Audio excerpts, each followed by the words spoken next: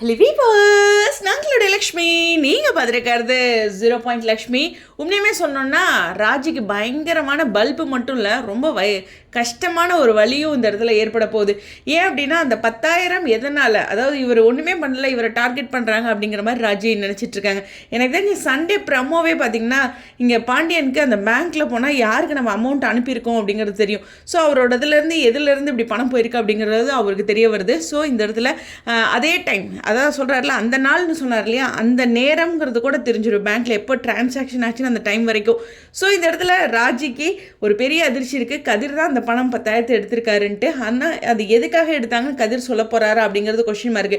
But இது ஒரு நாள் ட்ரூத் ரிவீல் ஆகுங்க. நம்ம மீனா இருக்காங்களே, மீனா இந்த உண்மையை சொல்லிடுவாங்க. இது எல்லாமே தங்கமயில்னாலையா, அவங்க அங்கே வந்து சென்னை ட்ரிப் போனாங்க இல்லையா, அங்கே பணம் பற்றாக்குறை ஏற்படும் போது இந்த பணத்தை வந்து 1000 ரூபாய் என்ன சொல்கிறேன்னா அக்கௌண்ட்லேருந்து 10,000 அந்த பெட்டியிலேருந்து கல்லாலேருந்து 1000 எடுத்திருக்காரு நம்ம கதிர். ஸோ இதை வந்து கண்டிப்பாக ஒரு சப்போர்ட்டாக இந்த இடத்துல வந்து மூத்த மகன் தான் இருக்கணும் சரவணன். இது எதுவுமே அவரும் பண்ணலை, அவர் ஏதாச்சும் செஞ்சுருக்கணும் இந்த 10,000க்கு.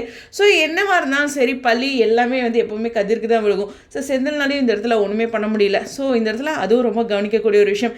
இருந்தாலும் இந்த இடத்துல ஒரு சின்ன மிஸ் அண்டர்ஸ்டாண்டிங் வந்தாலும் மீனாவுக்கு உண்மை தெரியும் அப்படிங்கிறனால மீனா இங்கே ராஜிக்கிட்ட சொல்கிறதும் மாமியார்கிட்ட சொல்கிறதும், மாமியார்கிட்ட சொன்னால் அங்கே தங்கமயிலும் மாட்டுவாங்க. பட் இது எப்படியோ இந்த விஷயத்தில் தங்கமயிலும் சிக்கிறதுக்கு சான்சஸ் இருக்குது. அதுதான். பட் ஆனால் ஸ்டெப் பை ஸ்டெப்பாக தான் இருக்கும். இது ஒரு பெரிய ப்ராசஸாக போகிறதுக்கு சான்சஸ் இருக்குது.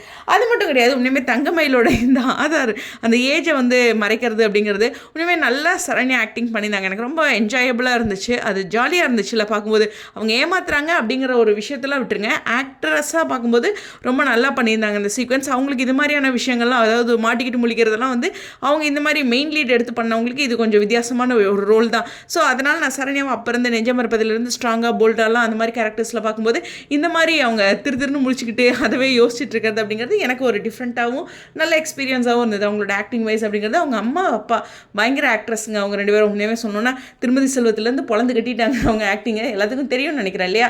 ஸோ அந்த மாதிரி ஒரு செம்மையான ஆக்ட்ரஸ், செம்மையாக கொண்டு வந்திருக்காங்க அவங்கள எல்லாத்தையுமே.